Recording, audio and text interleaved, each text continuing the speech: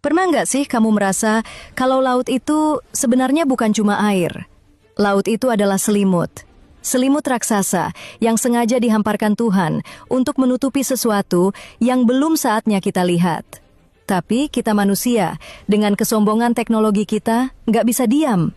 Beberapa bulan lalu, ada satu proyek pengeboran laut dalam. Aku nggak bisa sebut namanya, tapi mereka menyebutnya Pioneer.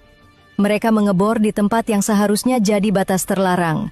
Awalnya lancar, sampai di kedalaman yang gak masuk akal, mata bor mereka, yang katanya paling kuat di bumi, tiba-tiba hancur. Bukan patah ya, tapi hancur berkeping-keping, seolah mereka baru saja menabrak dinding yang gak seharusnya ada di sana. Pas mereka turunin kamera, mereka gak nemu batu. Mereka nemu lapisan logam, halus banget, tanpa sambungan satupun.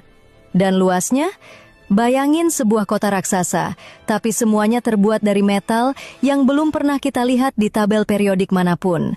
Tapi ini yang bikin para kru di kapal atas langsung pucat. Saat mereka turunin mikrofon hidrofonik ke bawah sana, mereka nggak dengar suara mesin atau suara gesekan kerak bumi. Mereka dengar suara denyutan. Dek-dek-dek. Lambat, berat, tapi sangat berwibawa. Itu bukan suara mesin yang rusak, itu suara detak jantung sebuah peradaban yang baru saja kita bangunkan secara paksa. Temanku, kaum Ad itu nggak punah, mereka cuma tidur. Dan melalui pengeboran bodoh itu, kita baru saja memasukkan kunci ke lubang pintunya. Sekarang, perhatikan jarum kompasmu. Perhatikan berita tentang pesawat yang hilang, atau kapal yang berputar-putar nggak jelas di wilayah anomali. Itu bukan misteri alam. Itu adalah efek samping dari mesin mereka yang mulai panas. Kita pikir kita yang punya bumi ini.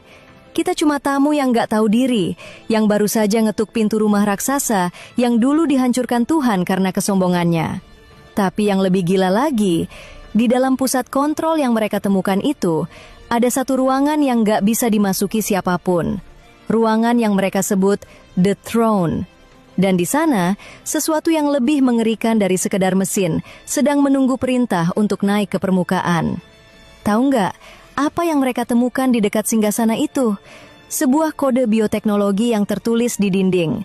Kode yang kalau diterjemahkan, sangat mirip dengan ciri-ciri makhluk yang kita kenal sebagai Dabah. Gini loh, selama ini kita dicekoki cerita kalau kaum Ad itu cuma raksasa yang sombong di padang pasir. Tapi ada satu pertanyaan yang gak pernah dijawab para arkeolog. Kalau mereka sehebat itu, kenapa sisa-sisa